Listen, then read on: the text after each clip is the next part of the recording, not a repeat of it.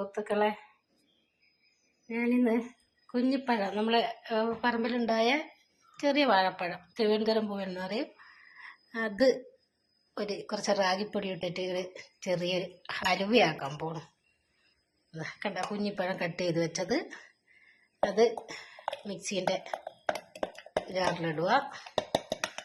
എന്നിട്ട് അതിൻ്റെ കൂടെ ഞാൻ റാഗിപ്പൊടി കലക്കുന്നില്ല, ഇതിൻ്റെ കൂടെ നല്ലോണം അടിയാൻ വേണ്ടി ഈ പഴം പിന്നെ ഇത് മിക്സിയിലിട്ട് അരയ്ക്കുന്നതിനോടൊപ്പം 2 സ്പൂണ് റാഗിപ്പൊടി ഇട്ടിട്ട് ഒരു 3 സ്പൂണ് റാഗിപ്പൊടി ഇട്ടിട്ട് നല്ലോണം അരയണം. ഒരു പാൻ അടുപ്പത്ത് വെച്ചു, ചൂടായി വരുമ്പോൾ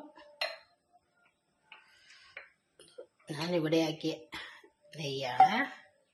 പാല് വാങ്ങിച്ച പാടയെടുത്ത് എന്നിട്ട് അത് നെയ്യാക്കി വെച്ചതാണ്.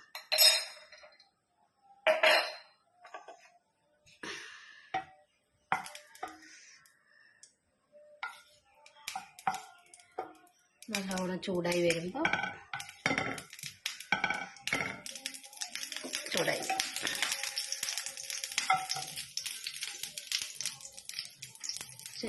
ആദ്യം അണ്ടിപ്പരിപ്പ് ഇട്ടിട്ട് അത് ഇതാക്കി റോസ്റ്റ് ചെയ്തിട്ട് മാറ്റി വയ്ക്കണം.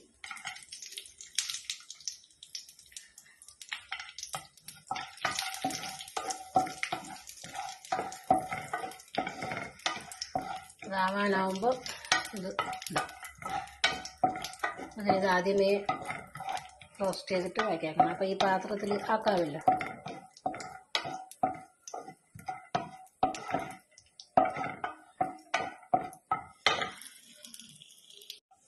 നല്ലോണം റോസ്റ്റ് ചെയ്ത് വന്ന് ഇതങ്ങ് മാറ്റി വയ്ക്കുക. ഇതിലേക്ക് കുറച്ച് മുന്തിരി ഇതാക്കി റോസ്റ്റ് ചെയ്ത് മാറ്റി വയ്ക്കുക. ഇതിലേക്ക് ആ പാനിലേക്ക് അരച്ച് വെച്ച പഴവും 2 സ്പൂണ് റാഗിയും ഇട്ടിട്ട് 2-3 സ്പൂൺ ഇട്ടാൽ ഇട്ട റാഗിയും നല്ലോണം ഇളക്കി യോജിപ്പിക്കുക. ഇതിലേക്ക് ഇട്ടിട്ട് നമ്മൾ മിക്സിയിലിട്ട് അരച്ചതല്ലേ, അതിലിട്ട് ചെറിയ ഫ്ലേവറിൽ വെക്കണം, ചെറിയ ചൂടിൽ വെക്കണം. ഇതിലേക്ക് കുറച്ച് ശർക്കര പൊടിച്ചിട്ടതാണ്. ശർക്കര പാവ് കാച്ചാതെ ഇതിലേക്ക് പൊടിച്ചിടുക. ഇത് പാവ് കാച്ചിയാൽ ഒരുപാട് വെള്ളമായിപ്പോവും, അപ്പോൾ ആവാൻ ഒരുപാട് സമയമാവും. അപ്പോൾ ഇതിൽ ശർക്കര ഇങ്ങനെ ചിരണ്ടിയിട്ട് ഇങ്ങനെ കട്ടയാവാതെ എടുത്തിട്ട്, അപ്പോൾ ഇത് ചൂടാവുമ്പോൾ അങ്ങ് ഒപ്പരം ഇതായിക്കോളും. പഴത്തിന് നല്ല മധുരമുണ്ട്, അതുകൊണ്ട് എനിക്ക് അത്രയും മധുരം കുറച്ചേ വേണ്ടു. അതുകൊണ്ട് പിന്നെ മധുരം വേണ്ടുന്നാക്ക് കുറച്ച് നല്ലോണം മധുരമാക്കാം. എന്നിട്ട് നല്ലോണം ഇളക്കി കുറുകി വരണം. അതിലിടക്കിടക്ക് കുറച്ച് നെയ്യും നല്ലോണം ചൂടായി തിളച്ച് വരുമ്പോൾ 1 സ്പൂണ് നെയ്യാക്കണം. ഞാനൊരു ചിലവർ തേങ്ങാപ്പാലെല്ലാം ഒഴിക്കും, ഞാൻ അതിനൊന്നും വെക്കുന്നില്ല. നല്ലോണം ഇളക്കുക. അങ്ങനെ പിന്നെ അടിക്കും പിടിക്കും, പിന്നെ കട്ട പിടിക്കും. റാഗിപ്പൊടി ഇട്ടിട്ടില്ലേ, റാഗിപ്പൊടി വേറെ കലക്കി ഒഴിച്ചാൽ പിന്നെ അതും വെള്ളമായിപ്പോവും. അപ്പോൾ ഇത് ആയി വരാൻ ഒരുപാട് താമസം പിടിക്കും. അതുകൊണ്ടാണ് ഞാൻ മിക്സിയിലിട്ട് വന്നിട്ട് നല്ലോണം അടിച്ച് ഇതാക്കിയത്. പക്ഷെ മധുരം ഒന്ന് ചെറിയ ഇതാക്കി ഒരു നുള്ളു ഉപ്പ് ഇട്ട് കൊടുക്കണം. നന്നായി ഇളക്കണം.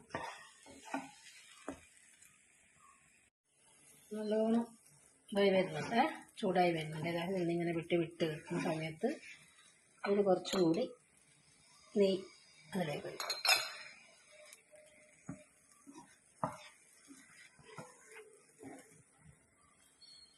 നല്ലോണമായി വരുന്നുണ്ട്. ഇതിൽ കൂടെ കുറച്ച് ഏലക്ക പൊടിച്ചത്,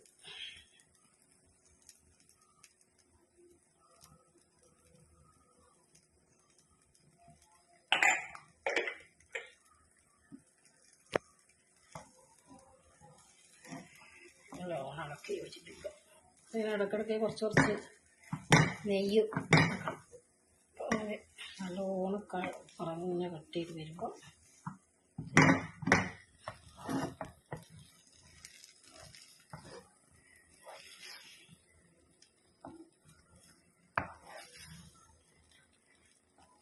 അധികം നെയ്യൊന്നും ആക്കിയിട്ടില്ല, കുറച്ച് നമ്മുടെ വീട്ടിലേക്ക് നമുക്ക് കഴിക്കാൻ വേണ്ടല്ലേ. ശർക്കര ഞാൻ കുറച്ചേ ആക്കിയിട്ടുള്ളൂ. പിന്നെ റാഗി, അതൊരു ഹെൽത്തിയാണ്. നമ്മുടെ വാഴപ്പഴമല്ലേ, വീട്ടിലുള്ള പഴം, ഇതൊക്കെ നല്ലോണം ഇളകി എന്താ ഇതെന്നിങ്ങനെ ഇട്ട് വരുന്നുണ്ട്. ശർക്കര കുറച്ചാക്കിയതുകൊണ്ട് കളറ് കുറച്ച് കുറഞ്ഞത്. പഴമല്ലേ, പഴം ഇതിൻ്റെ കൂടെ കുറച്ച് റാഗിപ്പൊടിയും കൂട്ടിയിട്ടല്ല. ഏലക്കപ്പൊടിയത് നല്ലോണം മിക്സായി.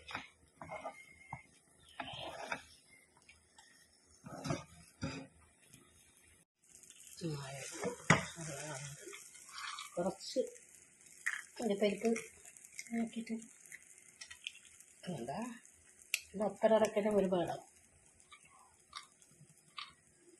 മുകളിൽ പിന്നെ കുറച്ച് മുന്തിരി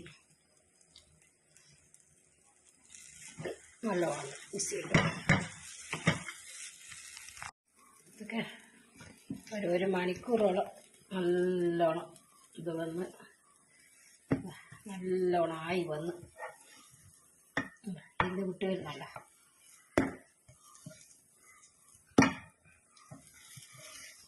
ബാക്കി വന്ന പഴം ഇപ്പോഴത്തെ കളയണ്ടെന്ന് വെച്ച്, പഴുത്ത് കളയണ്ടെന്ന് വെച്ചിട്ട് അതിൻ്റെ റാഗിപ്പൊടി ഇട്ടിട്ട് ആക്കിയത്.